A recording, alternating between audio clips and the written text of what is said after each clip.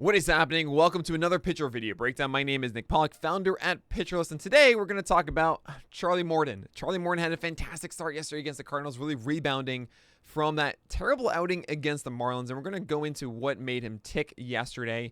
And the quick answer is the cutter was back. It went 12 for 12 with strikes, which is really cool as he built upon the normal foundation of fastballs and curveballs. But we're going to look at the second inning as he leads off against Nolan Arenado. Let's take a look at it now.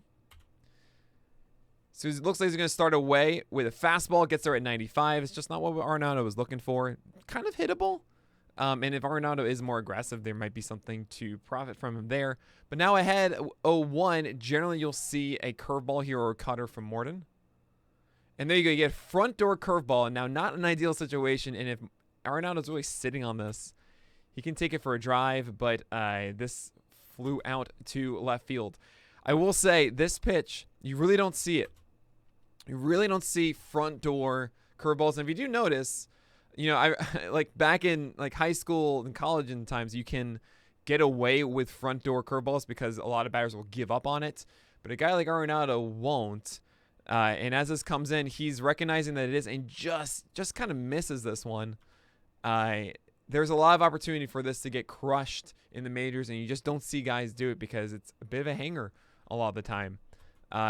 Man, he just missed that one, honestly. I think Morton actually got away with that curveball. It should be down and away. There is that, it looks like it was a curveball at 81 there, trying to get a first pitch strike. Morton just misses that, as he probably goes with the fastball now. No, he goes with another one. Look at that. Oh, that's awesome. That's so cool. So essentially, this is what just happened. O'Neill essentially sees a first pitch curveball, and he's actually looking for a first pitch curveball here, right? So he takes that one wise and pretty much be like, all right, I'm just going to take a pitch, see what happens. Now that he misses he takes on the curveball, he thinks, I've earned a fastball now. So now he's selling out 1-0. He's like, cool, I'm ahead in the count. I'm going to sell out for this. Out of the hand, thinks it's a fastball, goes for it, and just overcommits and gets the curveball away. And it's not necessarily a terrible thing from Tyler O'Neill. I think we really should think about this where you think, oh, man, what a terrible swing. You know, got a whiff on that. Yeah, but if he was right, that could be a 1-0 game for the Cardinals. And what's the negative? Well, it's 1-1 now. Not the biggest deal. So I'm not against Tyler O'Neill selling out for that, taking a chance there. Maybe it was in 50-50 in his mind. He lost it. That's okay. It's 1-1. Get back into the count. So Charlie Morton now is probably going to go heat. He does. 96 painted on the black. Gorgeous. That's a gorgeous 1-1 pitch. O'Neill, after seeing two curveballs, is now seeing a 15-mile-per-hour difference in velocity. Ooh. Now what do you throw?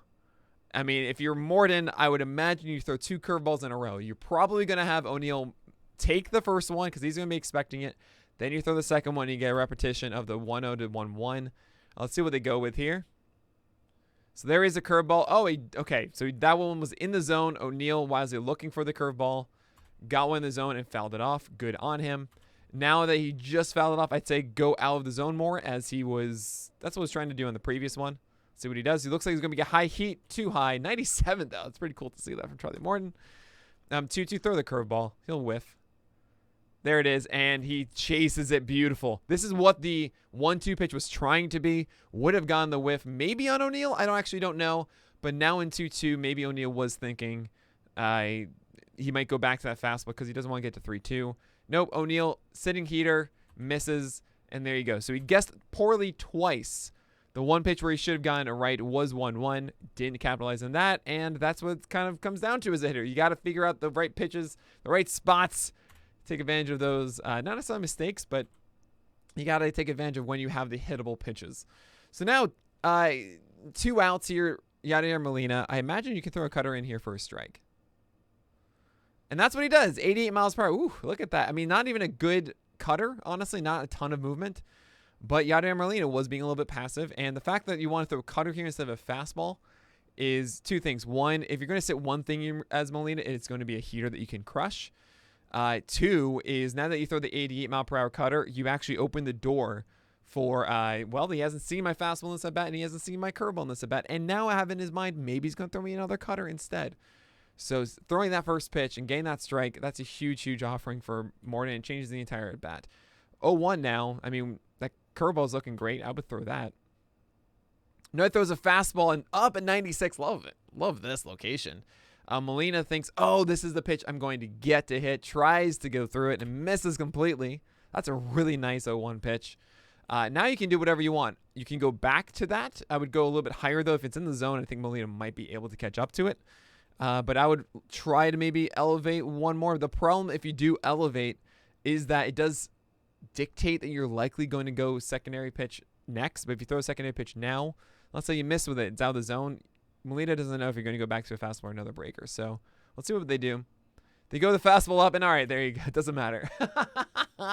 So you went fastball up, took the gamble a bit, and Molina swung right through it at 96. Not the best 0-2 pitch, but you could say it is the best because it got the results.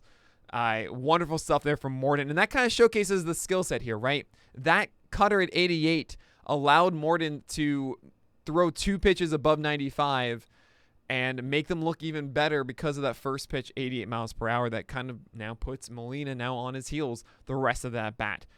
The cutter does a lot of things. Great to see it working for Morton yesterday against the Cardinals, and hopefully it sticks moving forward. But that's going to do it for today's edition of this video breakdown. My name is Nick Pollack. Watch us on Twitch at twitch.tv/PitcherList. I'm streaming every weekday morning at 9 a.m. through 11 a.m. But that's it. Enjoy the weekend, everybody. And as always, may your BABIPs be low and your strikeouts high.